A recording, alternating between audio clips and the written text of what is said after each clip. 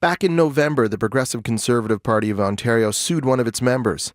The party sued Jim Karahalios of Cambridge, claiming that he used a party membership list to disseminate information to current and former members of the party. A judge ruled in December that the lawsuit had no merit. Karahalios runs the website Axe the Carbon Tax and Take Back Our PC Party. He has been outspoken about the party's leader, Patrick Brown, and his concerns the party is trying to take over the Cambridge nomination process for a local candidate. He tells the Morning Edition he thinks the lawsuit was meant just to shut him down.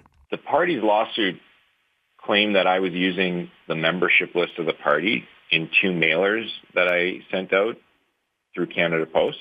The judge basically threw it all out as saying it was a piece of strategic litigation that's intention was actually to limit public participation and my freedom of expression. The issue here is not only was I served with a lawsuit where they tried to silence me through the courts, this is the PC Party executive body that did that. They also, a few days after I was served with the lawsuit, they had a PC Party board executive meeting in Toronto where they revoked my membership. And I wasn't called to the meeting. I wasn't, allegations were not brought forward. I wasn't told that I was going to be the subject of a board meeting call. Usually in due process in these types of things, especially public institutions, there's some sort of process, good faith that's followed. You present the person with the allegations. They're able to rebut them or answer. Then the board will come together, look at everything and make a decision. Well, I found out that there was a meeting about me after it happened, and there was a vote to revoke my membership. And from everyone I talked to in the party, they've never heard of anyone ever having their membership revoked in the PC Party before. It's unclear whether the PC Party executive even has the power to do that, because if you think about it, that means they could purge the party of anyone who disagrees with what they're doing. That's kind of like a paradox, right? Like it's counter to the democratic process. So the board locally, the Cambridge PC board, when they discovered that I have no idea why my membership was revoked, I wasn't given reasons, I wasn't given formal notice, I wasn't asked to go to a meeting to hear the allegations and rebut them, they took issue with it. So not everyone on that Cambridge PC Riding Association board locally agrees with what I'm saying in my criticisms about upholding the PC Party constitution and having fair nominations and redoing nominations where there was ballot stuffing and cleaning all this mess up. No, not everyone agrees with me, but they definitely agree that that PC Party members should have their memberships revoked just for having a political opinion. That is Jim Karahalios. He's a member of the Cambridge PC Riding Association, or he was, until the party revoked his membership. But now the Cambridge Riding Association is going to bat for Jim. They've sent a letter to the party's executive in his support. Our own Peggy Lamb spoke with Ron Dancy, the vice president of the Cambridge PC Riding Association. Well, I think it was quite unfair. I had been authorized by the board of directors in Cambridge to send a letter outlining our problems with their actions, and I have done that, and I'm waiting for a reply from them, which I haven't had yet, but hopefully we'll get a reply at some point. We just don't think that just natural justice was leveled in this situation, and I've never heard of the PC Party ever revoking somebody's membership, and certainly not ever not admitting someone to a convention, particularly when they were prepared to pay for the observer's fee, which is very expensive. They almost let anybody in if they paid the amount. That was not very fair, quite honestly.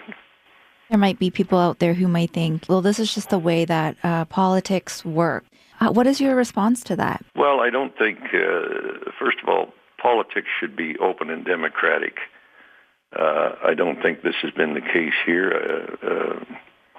To my knowledge, Jim was never notified of that there was a considering revoking his membership. He wasn't provided an opportunity to respond.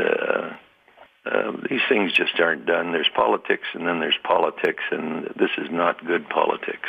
I understand that there's been some controversy in Cambridge over the nomination process for the candidate for this June's election. The meeting in October was canceled because of it. So have you set a new nomination meeting? I sit on the nomination committee, so I'm not at liberty to divulge anything that's been said or done at those meetings. We are moving forward with a nomination meeting is about what I can say. How much influence does the party or even like the party's leader have over nominations in a riding like Cambridge? And how much do you think that it should have?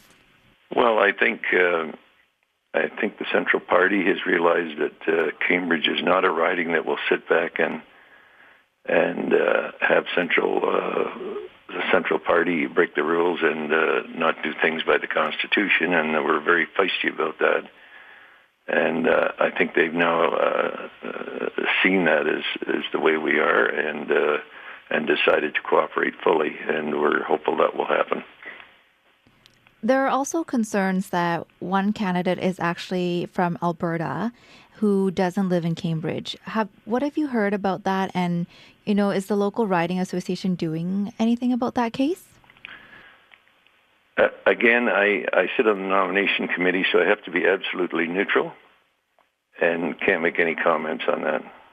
I can only assume that all candidates will be in a position to be able to run in the race and be elected as an MPP, and they need to have certain qualifications to do that, and hopefully all of them are eligible. And what would you say to anyone who might be feeling a little bit like Jim, a little or a lot disenfranchised with the party these days? Well, I think there's been a lot of people, like right across the province, that have some concerns about what's going on. Certainly with the investigation going on in Hamilton and the criticism from the Ottawa Area Riding Association. I note that some of the party executives from other ridings have resigned in mass, and it's very disconcerting that these things are happening, and it should be the last thing we're looking to do this time with an election looming. That was Ron Dancy, Vice President of the Cambridge PC Riding Association, in conversation with CBC KW's Peggy Lamb. You are listening to the Morning Edition on CBC Radio 189.1 FM.